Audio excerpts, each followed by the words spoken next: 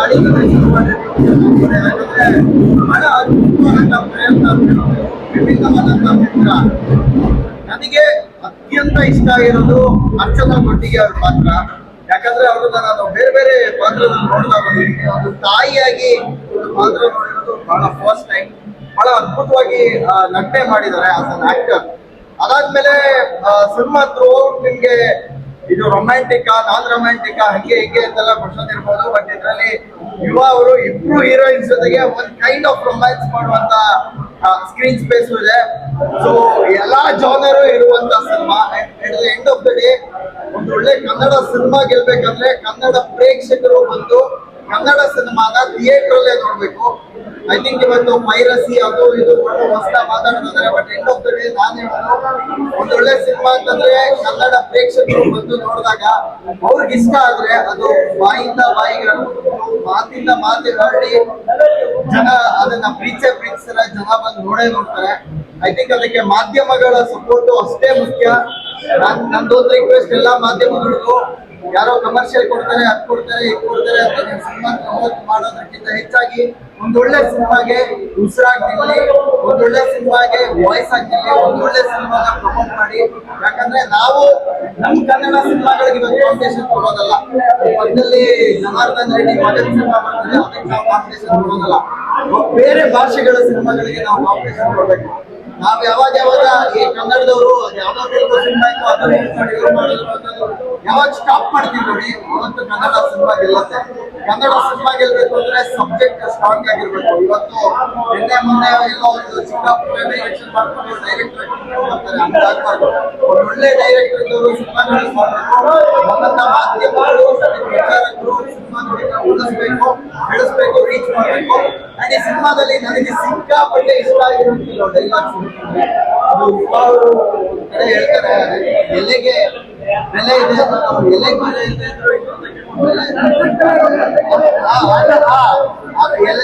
ಆ ಡೈಲಾಗ್ ಎಲೆಗೆ ಬೆಲೆ ಇಲ್ದಿದ್ರು ಅನ್ನದ ಬೆಲೆ ಇದೆ ಅಂತ ಹೇಳ್ತಾರೆ.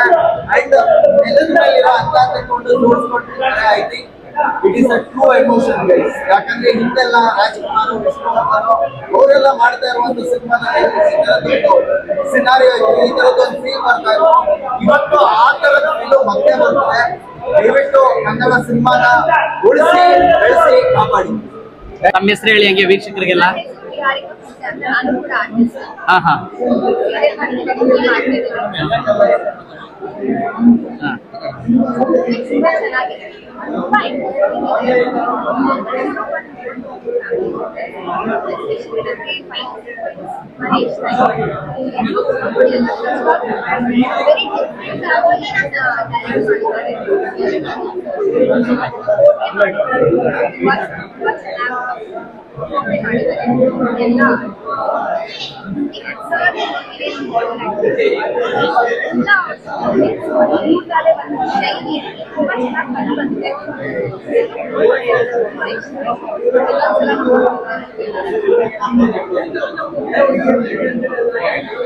ಈ ಮೂವಿಲಿ ನಿಮ್ಗೆ ತುಂಬಾ ಯಾವ ಪಾರ್ಟ್ ಅಲ್ಲಿ ನೀವು ನೋಡಿದ್ರಲ್ಲಿ ಇಷ್ಟ ಆಯ್ತು?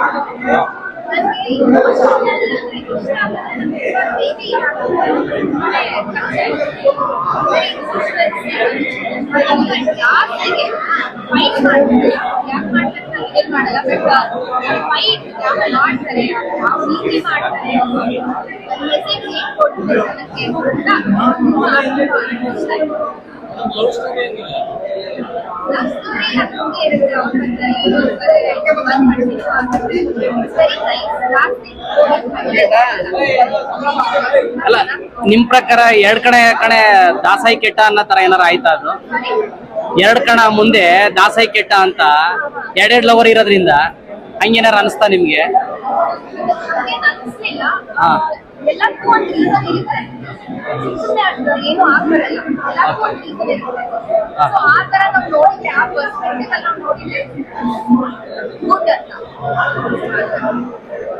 Thank you. ಕನ್ನಡ ಸಿನಿಮಾಗೆ ಎಲ್ಲರಿಗೂ ಒಳ್ಳೇದಾಗ್ಲಿ.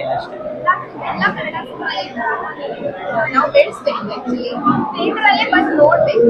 ಇವಾಗ ನೋಡ್ಬೇಕು ಕೆಲವು ಮೊಬೈಲಲ್ಲಿ ಶುರು ಮಾಡ್ತಾರೆ, ಅದನ್ನ ನಿಲ್ಲಿಸ್ಬೇಕು. ಯಾರು ಹೇಳಲ್ಲ, ಅವ್ರು ಹೇಳಲ್ಲ.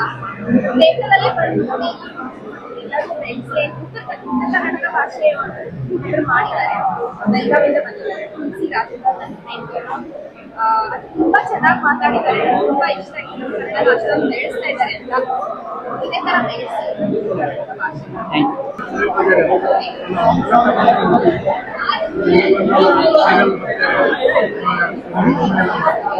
ಇದರಲ್ಲಿ ಫೇಮಸ್ ಮಾಡಿದಂತೆ ರೋಹಿತ್ ಸರ್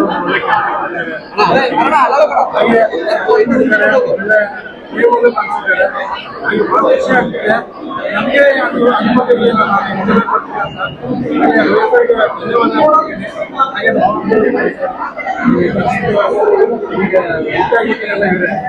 ಇವರಿಂದ ನಾನು असंग्रह है रुद्रानी कदा भूत पिशाच निकालिनवै असक्ति ಈ ದಿಕ್ಕು ಬಂದನ. ನನ್ನ ಹೆಸರು ಅಶೋಕ್ ಚಕ್ರವರ್ತಿ, ಸಕೃತಿ ಸಿಂಹದ ನಿರ್ದೇಶಕ.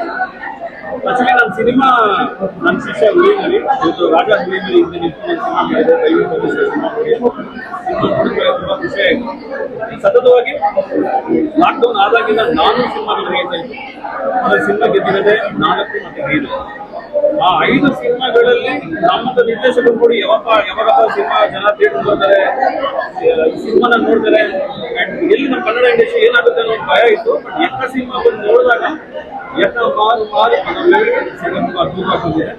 ಅದೆಲ್ಲ ಕನ್ನಡಿಗರು ಹೇಳೋ ವಿಷಯ ಏನಾದ್ರು ದಯವಿಟ್ಟು ಸುದೀಪ್ ಅವರು ಬಿಗ್ ಬಾಸ್ ಬಂದಿಲ್ಲ ಅಂದ್ರೆ ಬಿಗ್ ಬಾಸ್ ನಡೆಯುತ್ತೆ. ಸುದೀಪ್ ಅವರು ಬಿಗ್ ಬಾಸ್ ಬಂದಿಲ್ಲ ಅಂದ್ರೆ ಬಿಗ್ ಬಾಸ್ ನಡೆಯುತ್ತೆ. ಆದ್ರೆ ಕನ್ನಡಿಗರು ಕನ್ನಡ ಸಿನಿಮಾದಲ್ಲಿ ಬಂದಿಲ್ಲ ಅಂದ್ರೆ ಯಾವ ಬಿಗ್ ಬಾಸ್ಗಳು ದಯವಿಟ್ಟು ಅರ್ಥ ಮಾಡ್ಕೊಳ್ಳಿ. ಎಲ್ಲ ಕನ್ನಡ ಅಭಿಮಾನಿಗಳೇ ನಮ್ಗೆ ಬಿಗ್ ಬಾಸ್ ಗಳಿದ್ದಂಗೆ.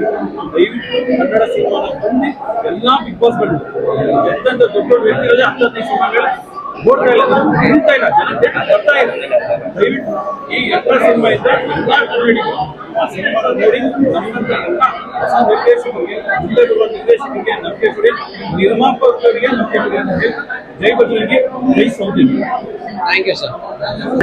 ದಯವಿಟ್ಟು ನಮ್ಮಂತೆಲ್ಲ ಸಪೋರ್ಟ್ ಮಾಡಿ. ಹಾಗೆ ಸೀರಿಯಲ್ ಮೂವಿ ಸರ್ ಇಷ್ಟೊಂದು ಹೇರ್ ಬಿಟ್ಕೊಂಡಿದ್ರಲ್ಲ, ಇದ್ರದೆಲ್ಲ ಹೆಂಗೆ ಯಾವ ತರ ಮೇಂಟೆನೆನ್ಸ್ ಬಂದಿದೆ ಇಲ್ಲ? ಹೇಳ್ಕೊಟ್ಟೆ ದಯವಿಟ್ಟು ಯಾವ ಶಾಂಪ್ ಹಾಕ್ತೀರ ಅಂತ ಹೇಳ್ಬೋದಾ? ಶಾಂಪೂ ಇಲ್ಲ ಸರ್, ನಾನು ಸಾಬೂನೇ ಯೂಸ್ ಮಾಡ್ತೀನಿ. ಅಲ್ಲ, ಕೆಲವರು 900 ರೂಪಾಯಿದು 800 ರೂಪಾಯಿದೆಲ್ಲ ಹಾಕ್ತಾರೆ. ಹಾ, ಶಾಂಪೂ ಹಾಕಲಿಲ್ಲ. Okay okay sir, thank you sir, thank you. Cinema theatre ಎಲ್ಲ ಮಾಲ್ಗಳಲ್ಲಿ ಸೇಲ್ ಮಾಡೋಕ್ಕೆ ಕೆಲವು ಮಾಲ್ಗಳು 500 ರೂಪಾಯಿಗೆ ಕನ್ನಡ ಸಿನಿಮಾಗಳನ್ನ ಎಲ್ಲ ಕನ್ನಡ ಸಿನಿಮಾಗಳನ್ನ ನೋಡಿರ್ತಾರೆ. ಜಾಗಿಗೂ ಇದಕ್ಕೂ ಸಂಬಂಧ ಇಲ್ಲ. ಎಲ್ಲರೇ ಬೇರೆ ಕಡೆ ಅದ್ಭುತವಾದಂತ ಕಥೆ ಇರೋ ಸಿನಿಮಾ. ಫೈಟ್ ಆಗಿರ್ಬೋದು, ಡ್ಯಾನ್ಸ್ ಆಗಿರ್ಬೋದು, ಬೇರೆ ವಿಷಯ. ಫಸ್ಟ್ ಆಫ್ ಒಂದು ಕಣ್ಣಲ್ಲಿ ಪಕ್ಕ ಗ್ಯಾರಂಟಿ. ಸೆಕೆಂಡ್ ಆಫ್ ಅವರು ಆಕ್ಟಿಂಗ್ ಮಾಡ್ತಾರೆ. ತುಂಬಾ ಚೆನ್ನಾಗಿದೆ. ಈ ಪಾತ್ರ ಮಾಡ್ಬೇಕಾದ್ರೆ ಏನ್ ಅನಿಸ್ತು? ನಿಮ್ಮ ಎಕ್ಸ್ಪೀರಿಯನ್ಸ್ ಹೆಂಗೆ ಇಲ್ಲ, ಯಾವ ತರ ಇತ್ತು? ಖುಷಿ ಆಯ್ತು.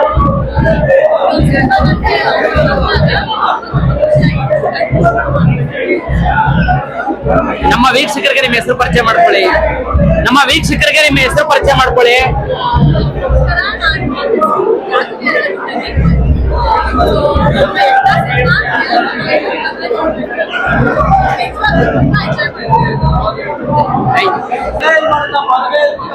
ದಾನ ಮಾಡೋದನ್ನೇ ದಾನವೀರ ಜೀವನದಲ್ಲಿ ಹೋರಾಟ ಮಾಡಿದ್ರು ಈ ಯುವರಾಜ್ ಕುಮಾರ್ ಜುಲೈ 18 ಪಕ್ಕ